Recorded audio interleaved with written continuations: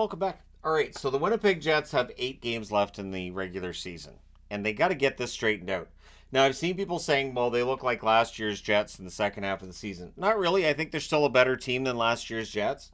Currently, their record's 44, 24, and 6, and last season they finished with a record of 46, 33, and 3. So they should end up with more points. Again, I think they're a better team, but their recent play, I understand why people are concerned.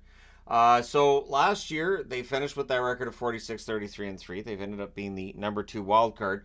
They lost in the first round to Vegas 4 games to 1. And the year before that they were 39, 32, and 11. No playoffs with that record. And so for the Jets, can they get out of the first round is the question. The problem they have is they're 6 points behind Colorado, who currently sits second in the division. I don't see them beating the Denver-based Colorado Avalanche in a playoff series. I just don't see it. They're 4 points ahead of Nashville, so they're not firmly secured in third. There's a debate to be had about whether you want to finish third in this division or if you want to finish in a wild card spot and maybe take your chance against either Vancouver or Dallas. In the event that Colorado doesn't end up being first, which they still could, so there's a lot left to be decided.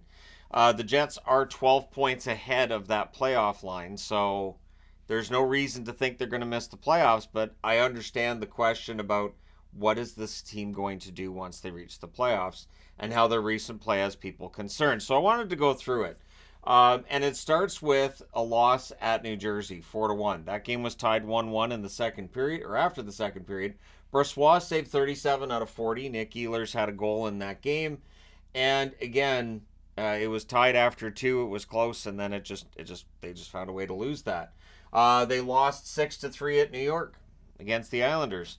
They were down 3-1 after the first. Hellebuck saved 21 out of 26. Brossoit comes in relief, saves 12 out of 13.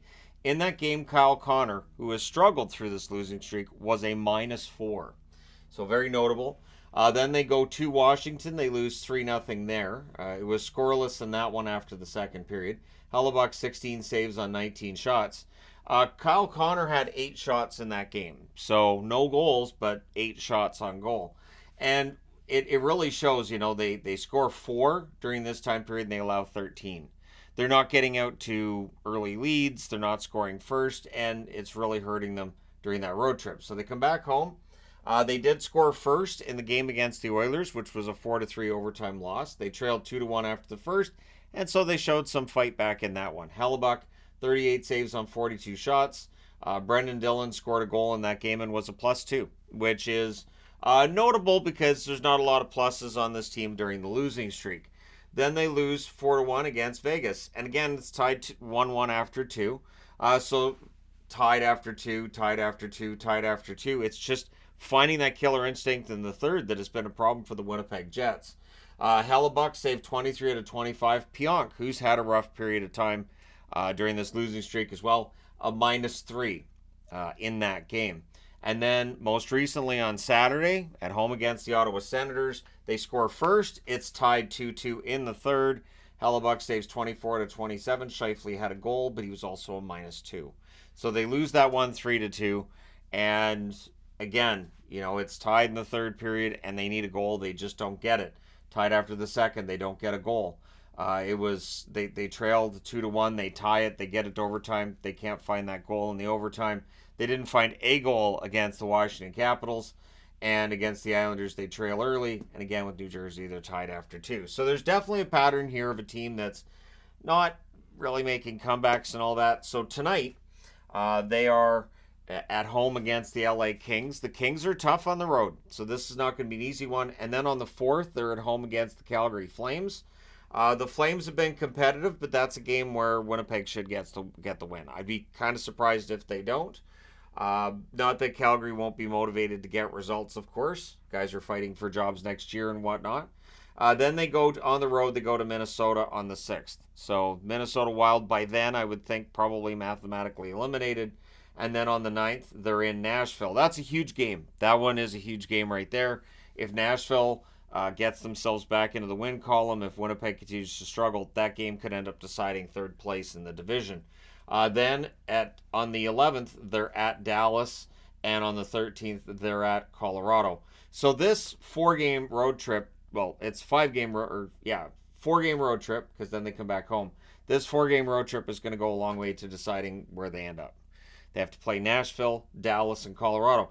And that might be a really good way to snap them out of whatever has taken over this team over the last 6 games. Although you could definitely put more games on the board, go further back, and find some troubling results as well. But that 4-game road trip should decide where they end up in the playoff race. Having direct games against Nashville, Dallas, Colorado, teams that are fighting for playoff spots, is key. Then they come home, they play against the Kraken on the 16th, and they're at home to finish the season against Vancouver on the 18th. So it is going to be interesting. 5 of the 8 games that they have yet to play are against teams above the playoff line. During this losing streak they've been on, the Capitals are above the line, the Oilers, Vegas are above the line. So 3 of the 6 opponents they've lost to are teams that are currently in playoff spots in the National Hockey League. Now, during this losing streak, Nick Ehlers has been their most productive player. 2 goals, 3 assists, 5 points in 6 games. And Dylan DeMello, despite the fact this team has lost so much, he's still rocking a plus at a +2, and he's got 4 assists in 6 games. DeMello might be their best defensive defenseman. I think I can say that. Obviously, best all-around defenseman would have to be Morrissey, wouldn't it? Monahan, 2 goals and an assist in the 6 games he's played. Scheifele, a goal and 2 assists, so well below that point per game mark, and he's a -7, so they need his play to pick up. Appleton, 2 goals in 6 games. Pionk, 2 assists, and a -8 in 6 games. Kyle Connor, rough time for him. He's got 2 assists in 6 games and a -10. So again, the plus minuses to me, I think, stand out when you're looking at a smaller period of time like this, and you see one guy who really stands out in the positive or the negative. And as mentioned, DeMello at a +2, Connor at a -10. And so that's something Kyle Connor's going to have to turn around. Whether it means Connor's trying to force plays that aren't there, maybe he's dealing with some sort of nagging injury, whatever it is, he's got to find a way to turn those numbers around. Morrissey, just the 2 assists in 6 games as well. Morrissey's been their most consistent offensive threat throughout the season. Perfetti has 1 goal in the 3 games he's played during the losing streak.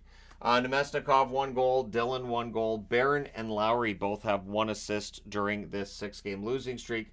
Iafallo, Niederreiter, and most importantly to me anyways, Toffoli. No points for Toffoli. Nino, they need points from. And Iafallo, who's good defensively as well, they need some more points. So definitely having an issue with goal scoring during this losing streak. And again, just finding those goals when they need them in third periods when it's a tie game. They've been outscored 24-10 over these 6 games. Their power play 4.6%.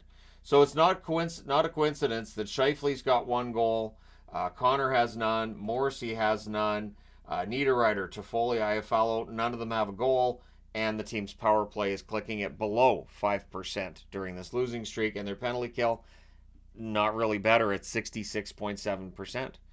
This is a team that needs to be better on special teams. So looking for an area where things are going well, I would say Hellebuck's still been playing well. Outside of that, Ehlers has been pretty good. And again, DeMello's defensive play stood out, but it is tough to find a really good story here. The shots, 29.3 shots taken per game versus 32.5 allowed per game. So they want to bring the shots against down, bring the shots for up, which should help the goal problem as well, right? They haven't had leads during this losing streak after the first, and they haven't had leads after the second either. So that's a big thing. Get out to an early lead. So tonight against LA, and it's important against LA, dictate the play. Get that early lead. If you can get a 2-0 lead on LA, you got a good chance. If they score first, good luck. So that's the key right there, right? They are 0-2 if they trail after the first period during this losing streak, and 0-2-1 if they trail after the second period. They have to find a more consistent effort, and it really is about making the other team pay and go out there and assert yourselves a little bit. Show some confidence. It's not easy to do, obviously, especially when a team's losing games the way they have been. But in that game against Ottawa, it just felt like something was off with the Winnipeg Jets. Game where earlier in the season, I think if that game happens in January, the Jets win at 4-1. But obviously that streak they had of not allowing more than 3 goals in a game, It's gone, and in 4 of the 6 losses, they've allowed more than 3 goals in a game. They need to get back to their style of hockey. They need to get back to playing the way they have to if they're going to win. And so the question I have for Jets fans is, you have 8 games left until the regular season's done. Will they get themselves back into playoff form? Will they get those goals against down on a consistent basis?